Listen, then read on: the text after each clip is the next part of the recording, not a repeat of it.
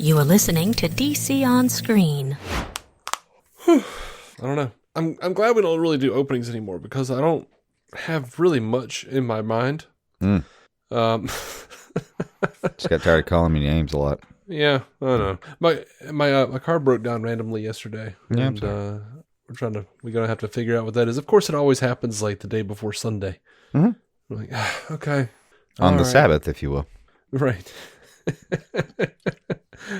So, okay. All right, fine. Take a day. Figure out what the hell's wrong. But, yeah, we got some DC on screen news. One day someone should explain the difference to me in being confined to your home against your will for an entire day and having a perfectly good vehicle and any chance you want to leave and instead choosing to stay at home very much, with your will the entire day. And for some reason, those feeling very different. Mm-hmm. I mean, I could walk about 20 yards to my car right now and go, but I have no intention to. Right. Feels great. Yeah. I didn't have plans on going anywhere today. Mm-hmm. I had planned to not go out, but now that I can't, I am like a caged animal. Whereas you could, now that you can't, even better. No excuses necessary. Yeah. I've got plenty of stuff to do around the house. I really don't need to go anywhere. Yeah.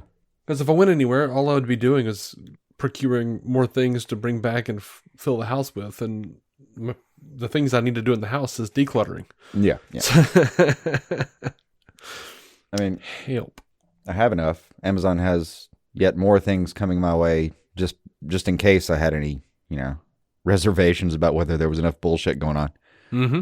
The only thing I need to leave this house for at this point is more bookshelves. Yeah, I feel that.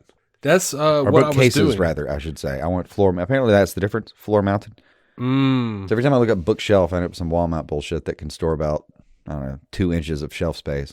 Yeah, you need bookcase. Maybe. Case. Yeah. But Bro, I need lumber involved. I randomly found 2 big black bookcases on Marketplace for free yesterday, and the car broke down on the way to get them. Damn. So they were like, "Oh yeah, we'll hold them for you." I'm like, cool, thank you. I'm 2 minutes away from your house. Can you bring them over here? Mm-hmm. No, I can't. Okay. Yeah. I can't get them in my car. All right. Yeah. Bye. And then they'll say yeah, I'll hold them for you, no big deal. And the person who fails to stop to help you with your car trouble is holding the bookcases as they leave the neighborhood that you were trying to get into. Mm-hmm. Mm-hmm. They just wave. I think you're waving back to them, but it's the bookcases. Mm-hmm. We did see a guy. God, I wish I could find this. I should find it somewhere. It may make its rounds. Legit found a guy yesterday or day before with a deep freezer in the back of a Miata. Like a deep freeze. Yeah. Proper. Yeah, I don't even know how he strapped it, and it was facing toward the back. I mean, he in a heavy wind, the car would have taken to the sky. Mm-hmm. It was weird. It just reeked of you were kicked out of the house. You were kicked out of the house an hour ago, and this is the thing that you indignantly grabbed and put on the back of your car, damaging both the freezer and the car, with what I assume is a half side of deer in the back of the, freezer that you just refused to give up. Probably freezer burn. But yeah, that was him driving by our lonesome, plain and relatively sad little airport. Oh well. Not going to it, I guess. That won't check. That luggage won't check. Yeah, but I know you're not really on Facebook proper, but Facebook Marketplace is usually a pretty good place to find some weird shelves, some bookshelves, bookcases, whatever, what have you. Yeah. Not only occasionally, I get sent links to it occasionally, to which I respond, yes, please, a lot. Mm-hmm. Someone will just see something for $30. And, you want that? It's worth $100, yes. And where should I point my car? Yeah. I just got like an $80 Green Ranger statue for $15 on Marketplace. I forget what yard decoration I went for last time. I couldn't get it. Mm-hmm. Sad. Well, and then those people are gone now. The 12-foot skeletons that are up for a quarter of the year are gone. Oh. I'm sad. Now I have to go save the money and continue this tradition. Sure. Absolutely. It's a sloped yard. It's gonna be hard. You want to talk about news? Sure. All right. October's near. I'm starting to worry about these things. Oh, I know. I laugh at the same reel every every year. The guy in the dressed in all black with a pumpkin mask doing a dance around some fall leaves. It says, when I first feel a breeze in the middle of 100-degree weather, and he's like, I don't know, dancing to some Halloween music or some shit. That was 3 days ago here. Yeah. If anyone was paying attention. So it was a full moon, and the next morning I felt that autumn breeze the first time. Let's talk about the Penguin. Mm-hmm. They announced that instead of a Sunday night premiere for the Penguin, they will be releasing its first episode on Thursday, September 19th at 9 p.m. Eastern Time. But HBO plans to get all the weekend, I guess? Or? HBO is going to re-air it several times over the weekend. It'll be available on Thursday, September 19th. And then each new episode of The Penguin will debut on Sundays at 9 p.m., with episode 2 airing Sunday, September 29th. My birthday. Nice. And if you're an HBO subscriber, you have the opportunity to catch any of the debuts, air dates, and Max streamers can just open the app and watch it, because that's how we do. Because none of that rigmarole was designed for you. Yeah. It'll be out over the weekend. Watch it when you can. Yeah. I grew up with several VCRs trying to tape everything all at once, and no. Well-worn copies of TV Guide. I will take the streaming. I will roll up the streaming and stick it in my dick hole. Yeah. No version of me still wants cable. No, God, no. Having to catch something on TV. Screw the old people yelling at clouds on Facebook. I don't want that, and commercials make me rankle. I don't want anything like that. No. I mean, I don't care about commercials. I'll take commercials. I don't care. I watch Tubi. I watch Pluto. I got spoiled at some point. I mean, it started a long time ago, but now it's gotten real bad.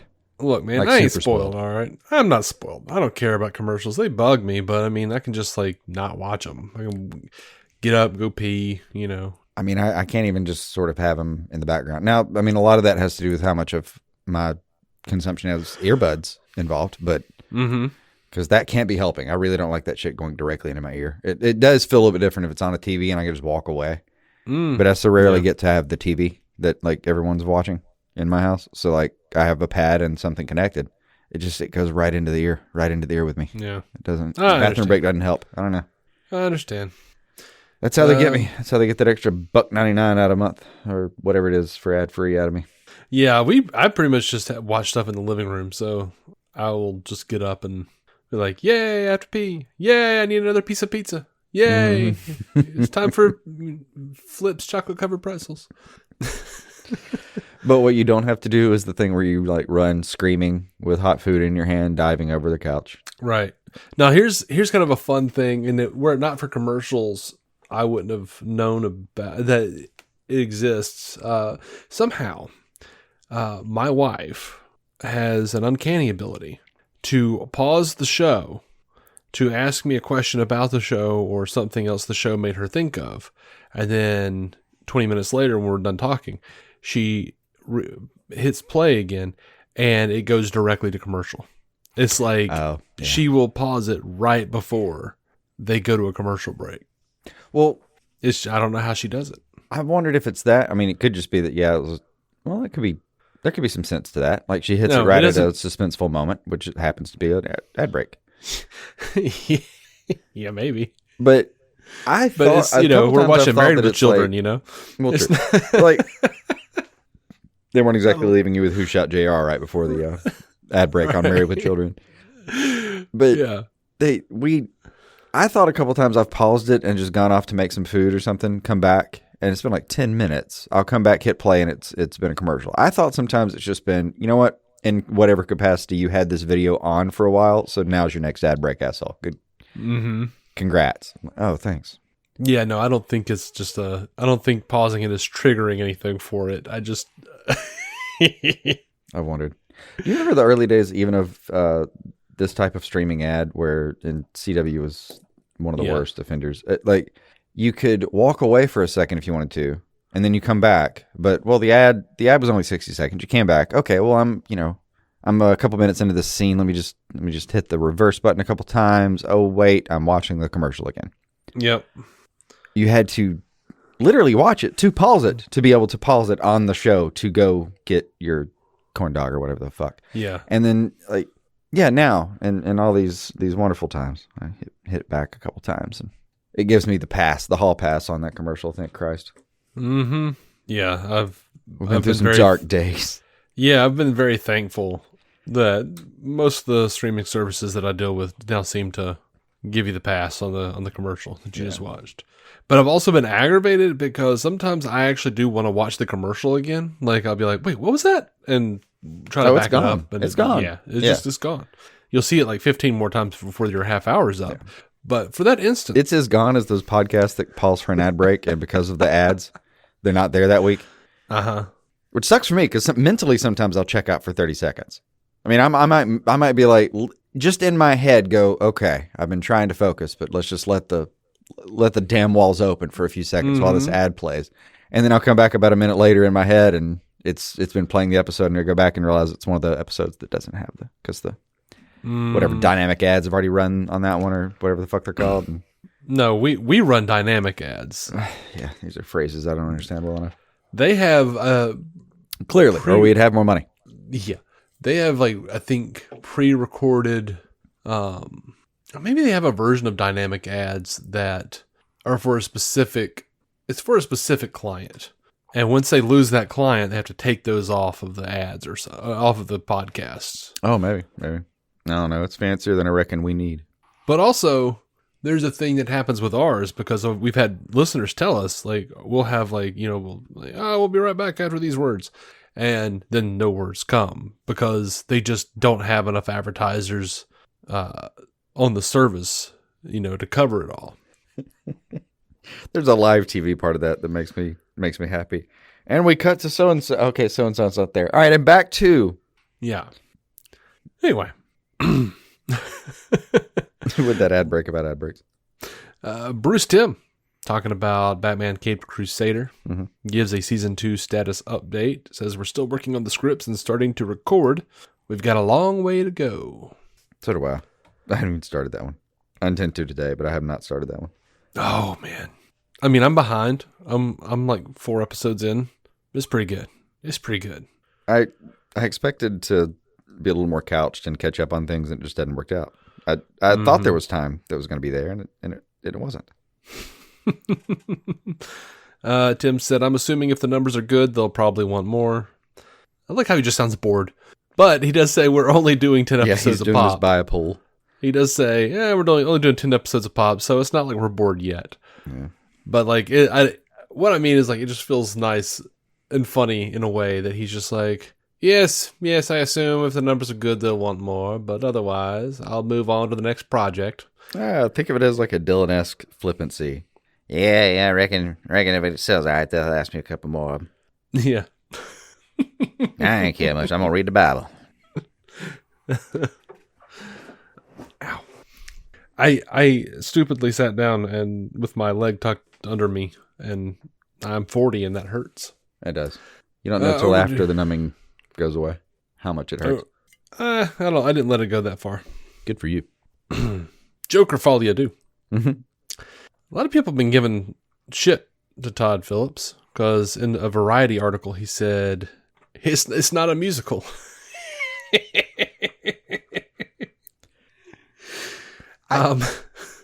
I did think we were told exactly the opposite, so okay. Yeah, I mean, hear him out here.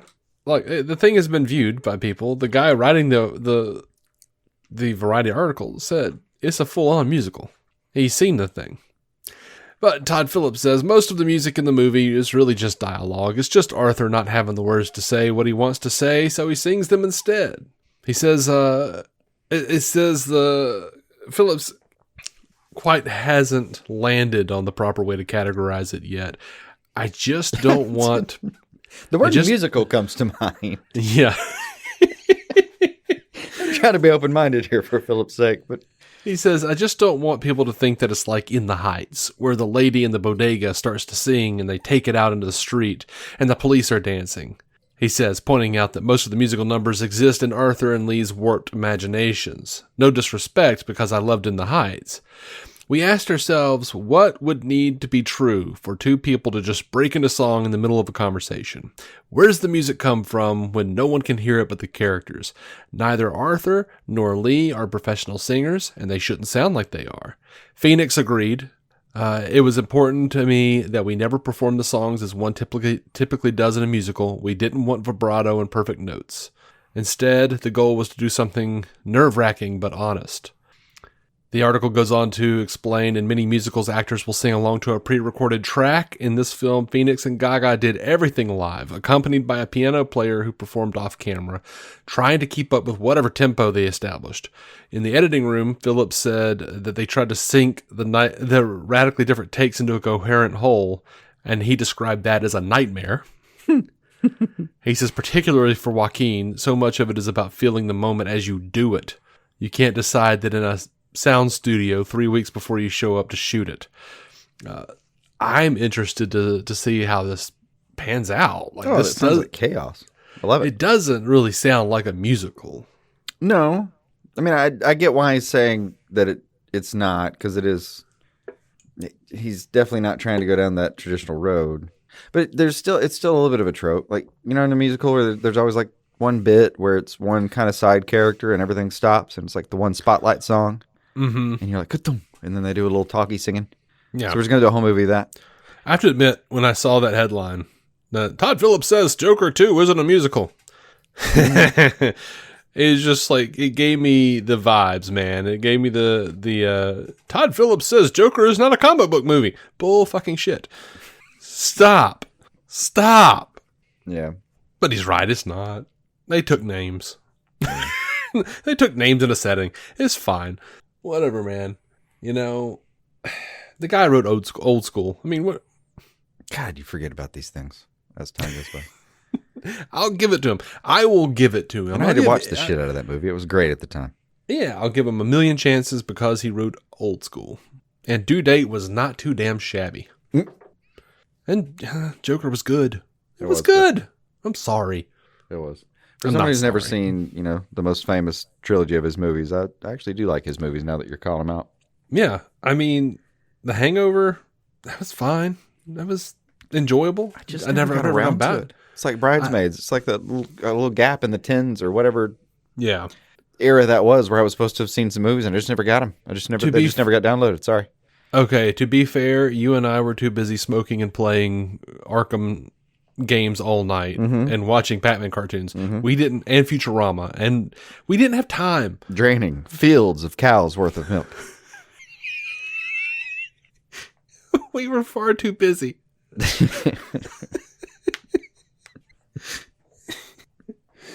For that or exercise. Oh, we got enough exercise at work, dude. Yeah, that's true. I actually was in really good shape at the time. I needed God. I probably needed the calories to some extent. Yeah. But no, I did watch The Hangover. It was okay. It wasn't really like, the premise wasn't really my kind of thing. Like, it wasn't, same way I don't like action movies with like MacGuffins or whatever. Yeah. Like, I'm not like big on the, oh no, we blacked out party movie. That, to me, it's not funny. But for what it was, Hangover was pretty good. I never watched the other two. I wouldn't know. I do hate, though, that even when you try to do it honestly, like, you could go watch those movies now, give it the most honest, open-minded take you could possibly want to, and enjoy it about 85% as much as you might possibly have had you just watched it 10 years ago when everyone else was enjoying it. Yeah. And when those jokes were, the most relevant they could be right then, because, comedy changes. And I hate that, though. Like, you try to catch up, you want to do well, and you like it, but then you go and like somebody else is going to talk about nostalgically. Oh my God, I love that movie. No, it was okay. You're not shitting on it. You just missed the same boat. Yeah.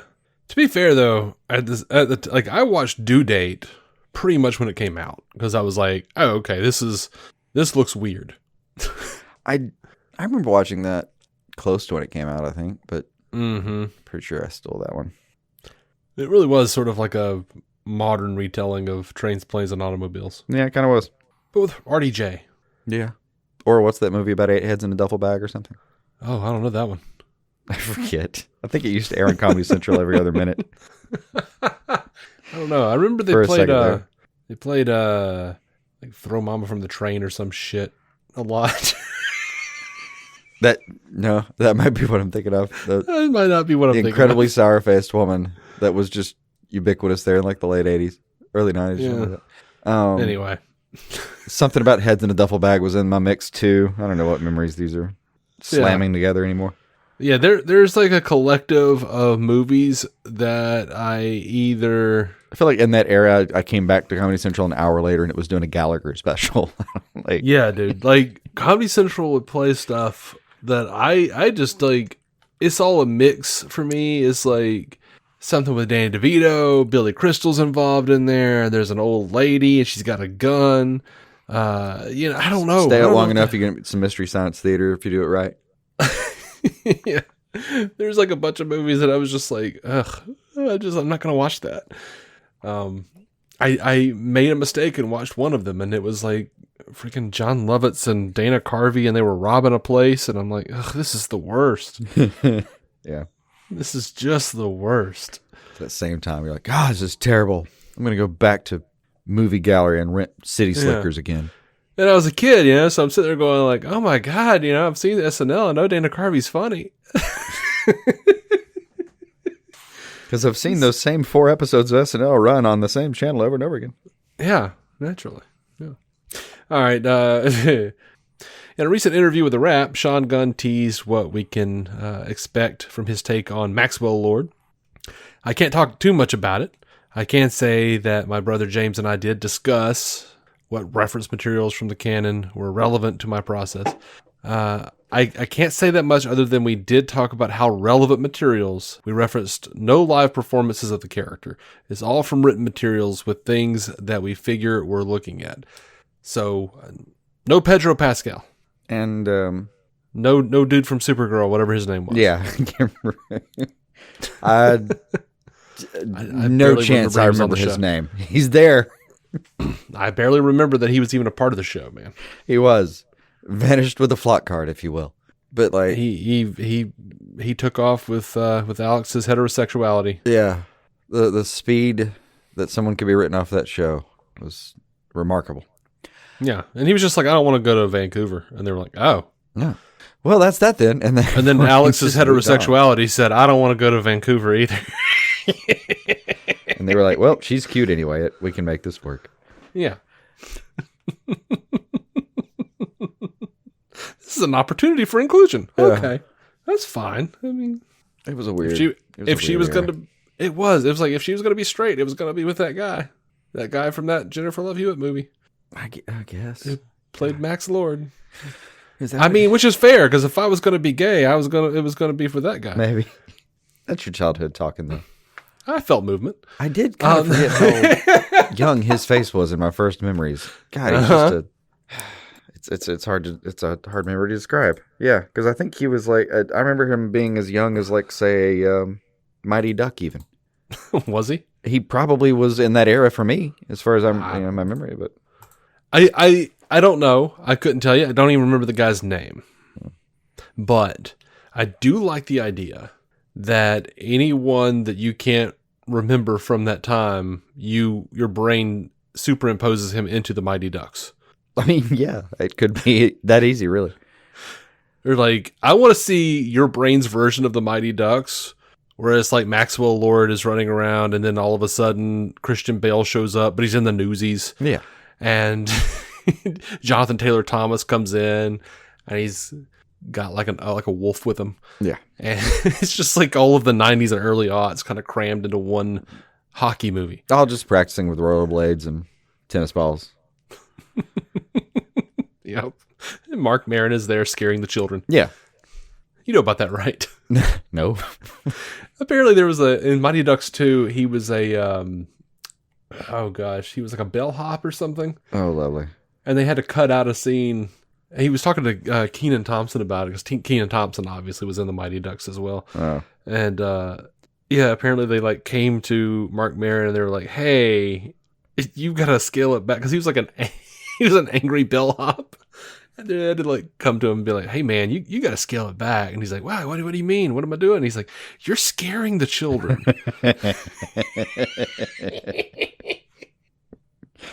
That's an old enough movie. That might have just been kind of toward the tail end of his problem era.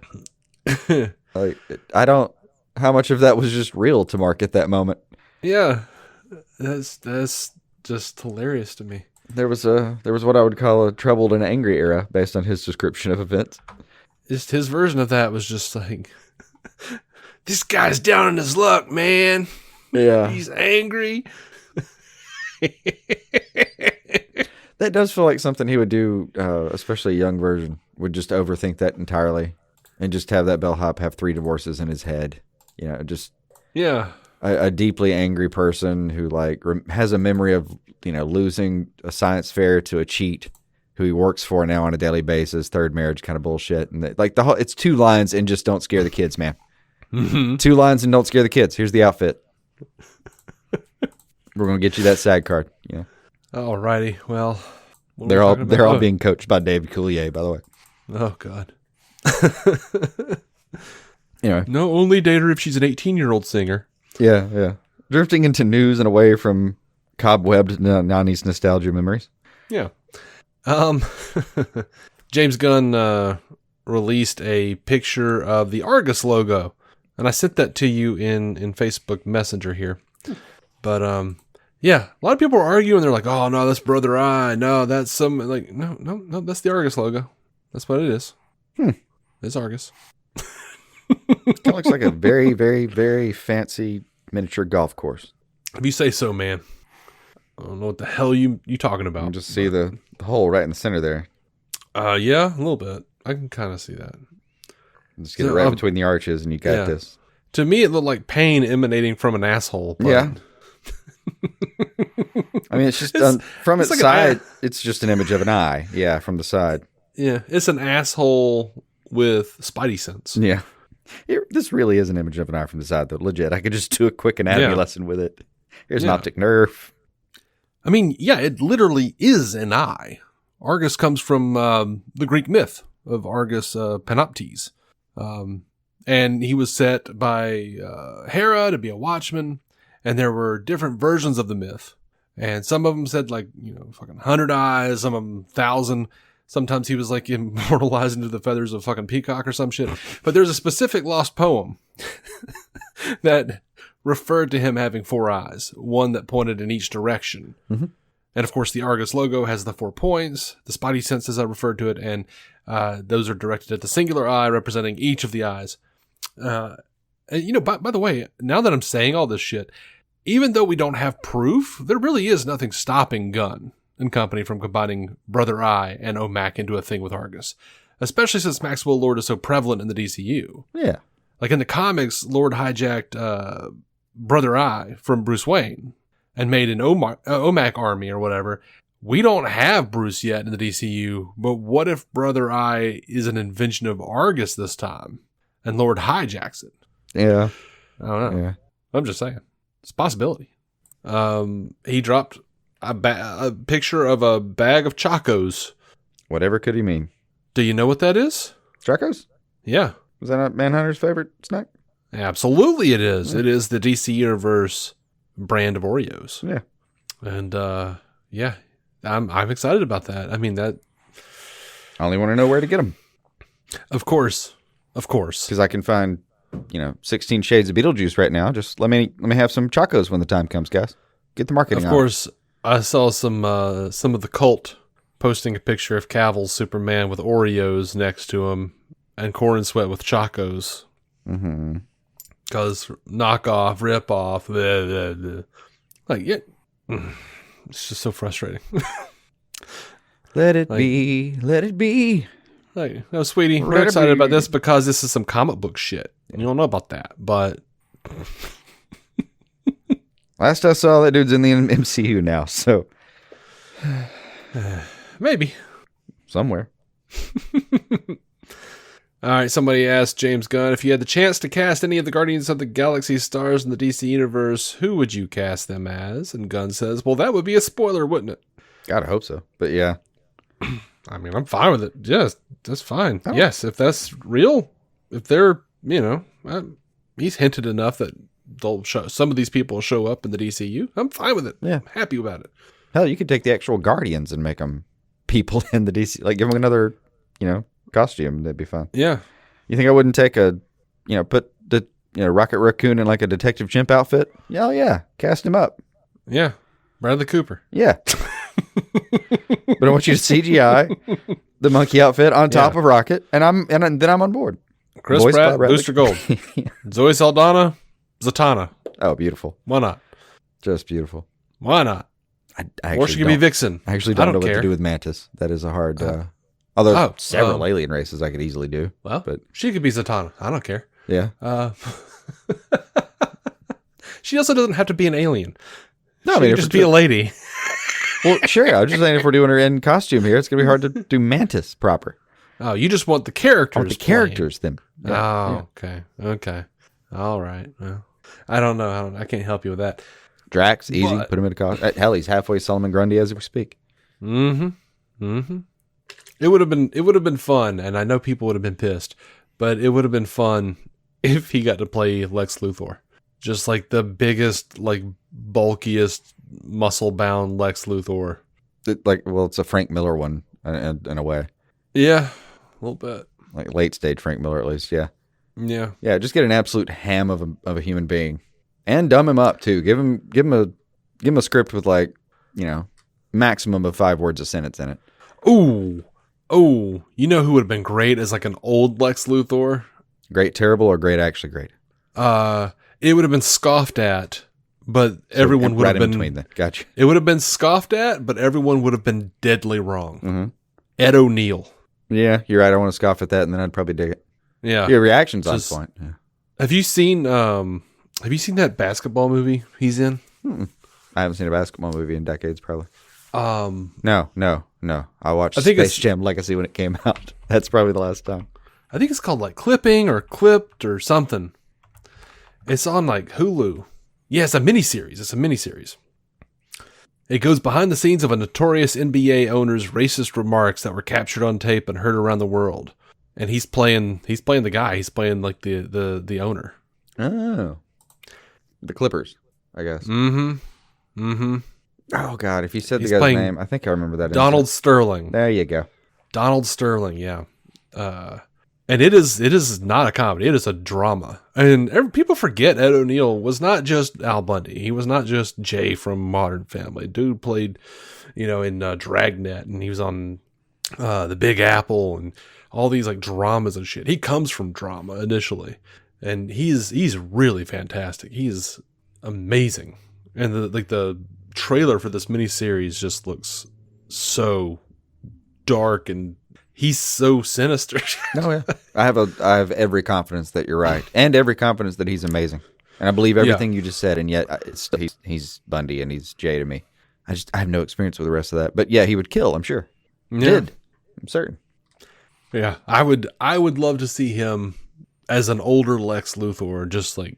Maybe he's got a son. Maybe he's got a junior hanging around that'll become like the actual arch nemesis or something. Mm-hmm. But I kind of want like the Lex Senior Lionel Luthor type of character with Ed O'Neill.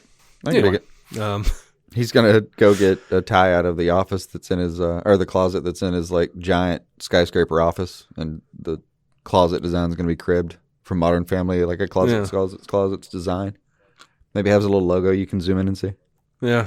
And you can totally see him as like playing the guy who's like already pissed about the billionaire who's already pissed about illegal immigration. Oh yeah, easy. And then he's the one that points out that Superman is illegal immigrant.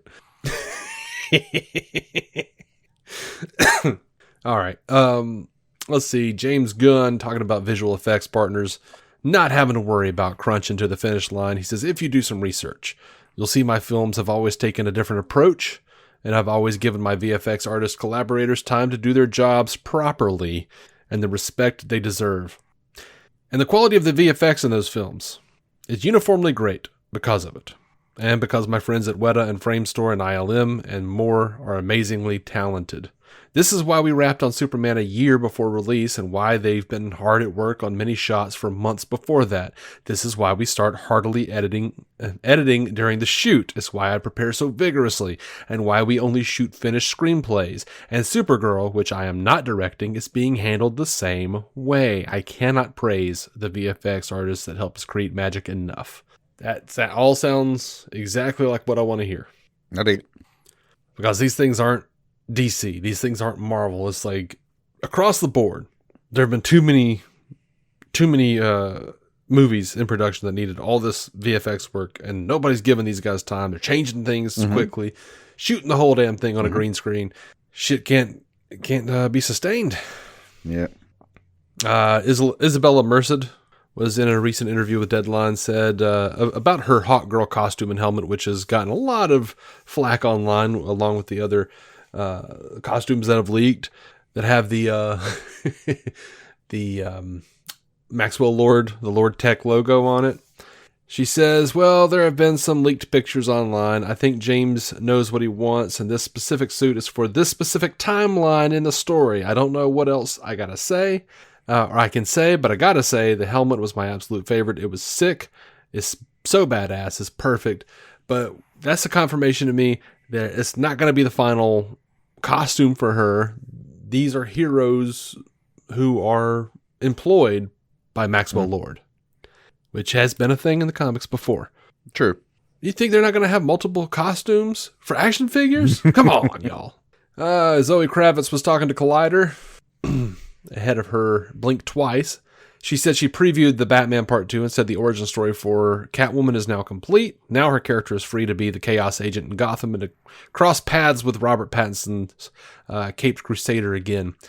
Expect a more authoritative take on Miss Kyle next time as she takes that motorcycle for a spin, it says here. And she says the whole concept of Selina in that film was it's an origin story. So obviously there's a lot more to explore. It was a woman coming into her power and wanting to explore what it feels like when she can be playful and sit into that power. Hopefully it will be very fun one day. Nice. The way she said it. Hopefully it will be very fun one day. Yeah. It hasn't been fun so far. It's just been an arduous journey. It's just been a journey uphill. I swear to Christ. We've just been trying to get her to this place where she could be fun. Yeah. Yeah. You're kind of describing a lot of people's conversations about their children. Yeah. I love them so much. It's so much fucking work. I want to die every day. God, I'd do anything for these children. That just sounds like something coming from your own soul, man. Some days. All right, so the Watchmen Chapter 1 director hopes to adapt Doomsday Clock and other Watchmen spinoffs. He says, talking to comicbook.com, says, I'm game for it. I'm a big DC fan, so yeah, I'd be game for doing something like that. It would be great because we've already built so many of the designs. We've built this world, and Dave Gibbons' art was such an inspiration for us in building this world. It's always sad for us as the artists to have done all this work to build this amazing world, especially something that Dave Gibbons designed, and then just walk away from it, never go back. So yeah, a lot of us, I think Doomsday Clock was on our mind. There's been some other spinoffs from Watchmen. We would love to, if Warner Brothers is game for it, then I think anybody on the art team would sign up immediately because we had a blast translating this book. I'd watch them eventually, not immediately, as it's been clear. You and I never watch these things right when they come out. We're like, what? No. Shit, that came out yesterday? Yeah. Well, I'll try to remember it, but chances are I'm going to be watching something from 30 years ago when I'm eating tonight. Yeah. You're over here like rewatching Futurama. Well, yeah, sometimes. But it's usually just that if I have found... I have to know what's happening to make the time to put it into place. So like when something... If I know about it and I've made time, that's great. If I haven't, then like I just end up doing the thing, and then I get there and it says, oh, this thing released. And I go, oh, that sounds great. I'll see you tomorrow. I got to do this thing right now. And it just so rarely usurps the plan that was there. Yeah, I'm perpetually behind. So I'm like, okay, but I mean, the wife wants to watch, then the rest of the boys, and... There's a sentence I'll never say in this household. Oh, I'm usually the one that's like, sure, we're about to eat. I mean, I have to sleep in a few hours. Are we sure you want to watch the boys? I'm fine with sleeping after it. I just don't want to eat while I'm watching heads and titties explode and rectums and whatever else is going to happen in that episode. Yeah. She walked through, I forget I mean, I know which scenes it was, but I forget how long ago. It was a few weeks ago. But yeah, she walked through and just saw like moments of the boys and looked at me and was like, it's normally this bad, but not exactly this type of. Yeah, I don't know. I don't have an explanation. It just is. Like you picked a bad time, but like it wasn't going to be better, just different if you'd walked in like 5 minutes ago. It was going to be like a different kind of bad. One that you could have palated better. Yeah. It was a weird apology. So, Batman Arkham Shadow revealed the first gameplay trailer. It's a VR game set in what appears to be the Arkham universe, the Arkham Asylum universe. If it's not, the gameplay's directly related. Yeah, well, it's the same guy voicing Batman from Arkham Origins, Roger Craig Smith. And he's joined by Troy Baker as Harvey Dent, Tara Strong as Harleen Quinzel, Kari Payton as Ratcatcher. You know, it's fun cast. And to me, the graphics didn't look great. They look different, and I don't know. I think commercials for VR just don't show it the same way. But also that's going to look a lot better with the headset on. Yeah, it might. But I don't like the first person perspective either. Like, I like to be able to see the character that I'm playing running around on the screen. I mean, I think to some extent it's just VR ain't for you. Yeah, no, it's not. Also, every time I do VR, every time I've tried it, like it fogs up on the inside. I can't see anything because I'm a big fat guy that sweats. You know? That'll do it. I mean, I really haven't tried it. I have no idea if it's for me or not. I've just never at any point stopped to actually give it a shot. I'm sure as hell not buying it. I ain't got it like that. So no chance I'm like gonna play this game anytime soon, but it looked fucking great. As far as the gameplay, hell yeah. Okay. I would really love the chance to like, well, I mean, I think the first person would mess with me a little bit too, as far as getting used to it. There'd be a learning curve here for me going into VR games, without a shadow of a doubt. More like beyond a shadow of an Arkham. Oh, you. Oh, me. This glitch would be way more boring if I got stuck. Because I think it was, I want to say it was Arkham Origins that I got stuck in. This system has long since died or at a pawn shop or something. I have no idea where it went.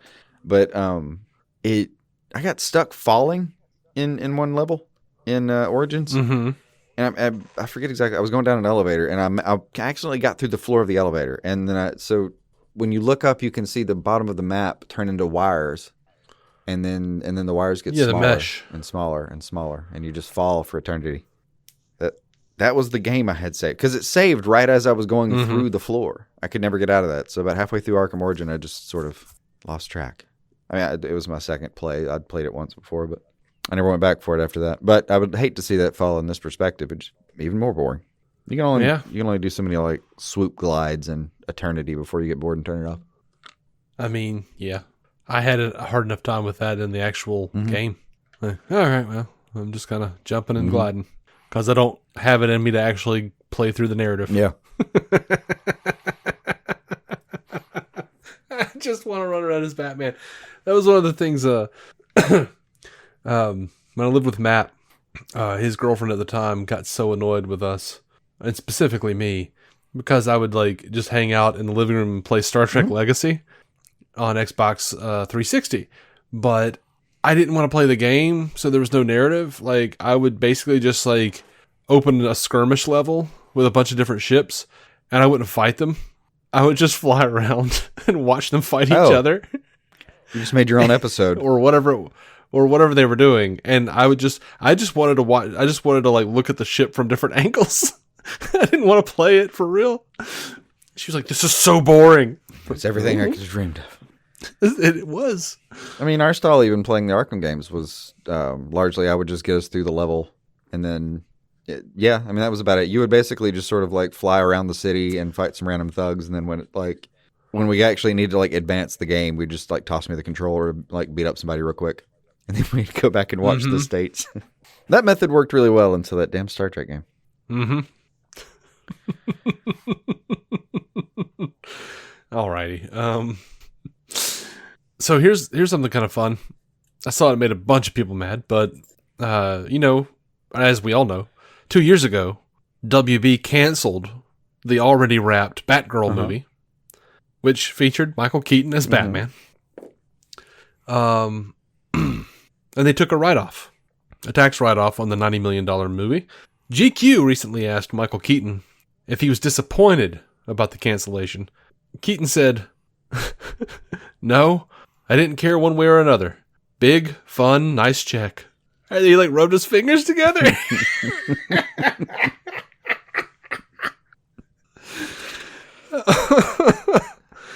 Now, to be fair, why would I be sad? My money went through just fine. Yeah, to be fair, GQ did say he softened. And he said of the directors, "I like those boys. They're nice guys. I pull for them. I want them to succeed. And I think they felt very badly. And that made me feel bad. Me? I'm good." Just pretty much, I'm in no way affected by this in any capacity because this is not my first rodeo. But, so everyone else was sad about it. Yeah. Oh. So we got a little bit of feedback. We got a Joel Stenhouse here. Wrote to us, says, "What are you guys thinking over there?" Very little. Sometimes loudly. He says, "Hey, to whom it may concern, my name is Joel, and I would just like to say, what the hell, or what the heel, HE''LL, are you guys doing over there? Have you lost your minds? Why would you drop the Black Adam sequel? Also, how can there not literally anything else you make the new DC movie about or any other direction you could have gone? But no, you idiots go and decide to make another bloody, stupid Superman movie. Honestly, how many damn Superman movies does there need to be? It's bloody ridiculous. You clowns are getting ridiculous. Seriously, how about expanding the other characters a little more? It's just getting out of control was already bad enough that there is 10 different bloody Spider-Man movies in the last 10 years. All with different actors playing Spider-Man. None of it even makes any sense anymore. There is literally no connection between half the crepe you guys put on screens. Time to pull heads out of arses and get some new ideas going. It's just getting very confusingly sad these days. Please do something about it, but not another Spider-Man movies. P.S. Also, whoever directed and wrote the script for the Shazam movies should find a new career. The dumbest movie so far. The storyline was half good, but giving the powers to a kid who is literally dumber than my boot, who then gives the other powers to more kids who none of had a clue what they were doing. There were 2 movies you could barely make it through without wanting to turn it off every 10 minutes. Get it together. Seriously. That was something. I believe you have us confused with the people who make DC movies. No. We'll pass it on.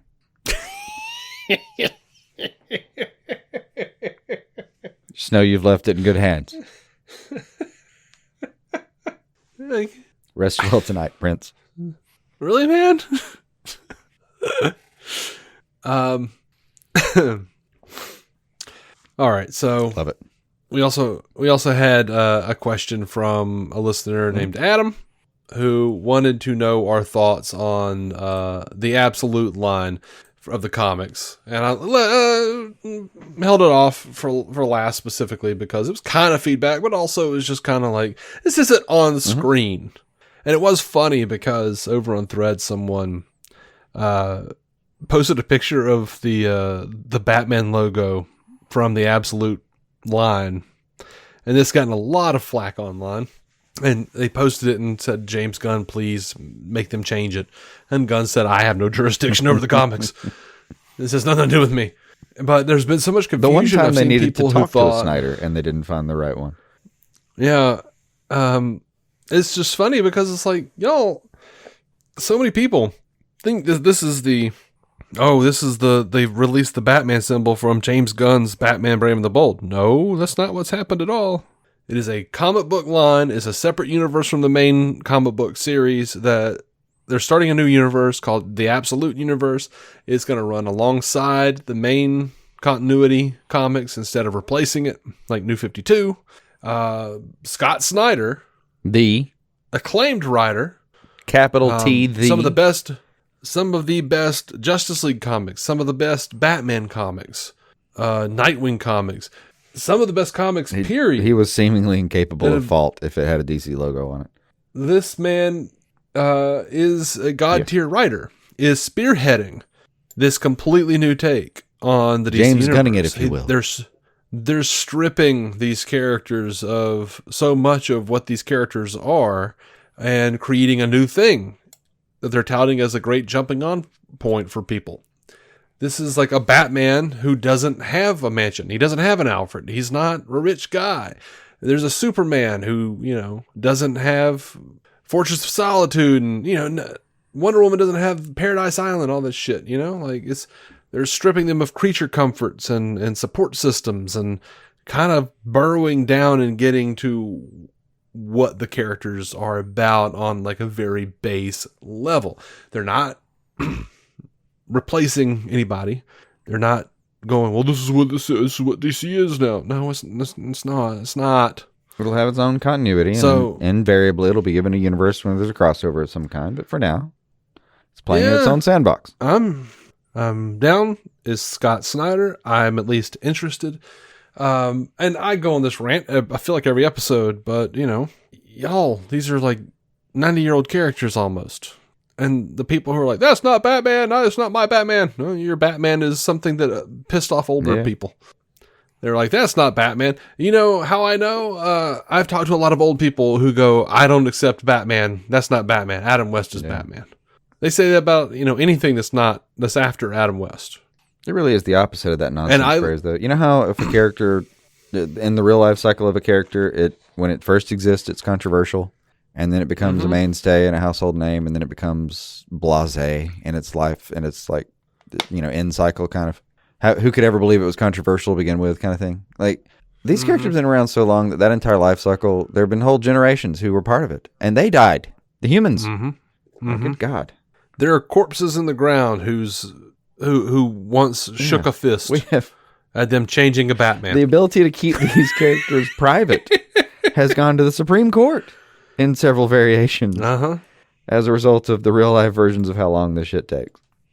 Yeah, I am pretty unflustered by the hateful laughing emojis and the rage over anything. Like, people don't even know why they're mad. They're just like, that's not real. None of the shit's real. They change it every few years. So there's a good chance, though, that like with some versions of characters over the next, say, a couple decades, losing their privatization. And then between that and let's say AI even kind of kicks it up and becomes even more casual as something you can do to even with, IPs. I don't see you having this conversation with anybody in like 10 years because I think the waters will be too muddy. No one will be able to focus that kind of, albeit impotent kind of attack right now, but I don't think anyone will, it'll be too clouded. That'd be a good thing in the case that I'm talking about it right now, though. I may completely sully any reputation that I might possibly have one day as a creator. Don't worry. It's long gone for us. Yeah, no. Well, I mean, if I ever did create something, what would be really cool? AI has there's a possibility, there's a potential for AI to help creators be more productive. And like my thought is, let's say, I am an artist. I do a bunch of artwork and I do real artwork. It's not AI, but if you could like hone some kind of AI and train it specifically on your artwork, and if it gets good enough, and it will, Mm-hmm. It can learn a style. Completely learn your style. So you could eventually be like drawing one comic while having the AI create artwork for a different comic you're quote unquote drawing. It's all in your style. If you're not going to be a purist about it, then it can just be a tool in a lot of capacities. Like, I want it to look this way, What's the major difference between, so you're a digital artist for the most part now. So yeah, I've made the switch mostly. I mean, except for all the doodles I do in notebooks. Yeah, except for the big pen stuff. But the that curve tool, for instance, it's a cheat. It's a cheat, in a real capacity. Like it, you're not doing a certain thing. You're using that tool. It's a form of intelligence. It's a very, very, very, very rudimentary version of certain things if you use it as a tool to get certain things done in a certain way. And then what you just described is what I've heard called Warholian. What is? Okay. Like Andy Warhol didn't do most of the art that's been given his name. He basically assigned people to do it under his branding. Either to reprint it, at the quality and standard that he expected it to be. But yeah, and that wasn't a cheat. That was his goal, by the way. That was his entire intention. Yeah. Nothing ignoble about it for him in the slightest. Yeah. But yeah, if you're not going to be a purist about it, there's a lot of ways there's a lot of middle grounds where you could use it to do things. Hell, I use it to write, stuff at work all the time, not stuff that's going to be too nuanced or substantial or anything I'd have to be dishonest about in any capacity. Yeah. But to do brute task stuff, like say a marketing email that I could do, but I would rather not spend that 20 minutes doing it when it can do it in 5 seconds. Rudimentary tasks that I could just reproduce easily. That's an easy low-hanging fruit, but still. Yeah. And look, to me, I'm not an AI. What will we call the Luddites when it's? I'm not a crypto guy. I'm not an NFT dude, bro. I'm not like an AI. Like AI art is art. I don't think it is. But at the same time, if AI can mimic my art and get me close enough, I've thought too many times in my life, man, if I could just clone myself, then there'd be 2 guys sitting on the couch watching TV. No, you'd have company.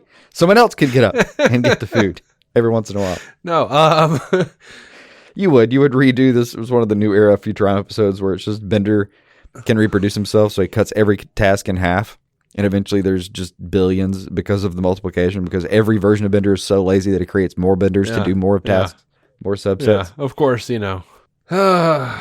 become gray goo eventually and almost destroy the world. But no, like there are a lot of things. Like I really don't think I'm lazy. I think I'm overwhelmed by all the things I want to get done, and then I shut down and don't know what to do. Now, if I could clone myself and the clones did not have ADHD, that'd be fucking great. That'd be like, or cared about more real world practical concerns more often. Then we'd be in business. Yeah. There are lots of... If I could just retrain my laziness to do the things I should do instead of spending 3 hours practicing a card trick for no good reason. To show no one. To show no one. To show no one. Just for the sheer knowledge that I can do that, and that's neat. Yeah. Yes, that could have been a number of tasks, all of which would have enhanced my life in any number of ways. But no. Oh, God. Well... That's all I've got for this episode of DC on Screen. And with that sad dismount.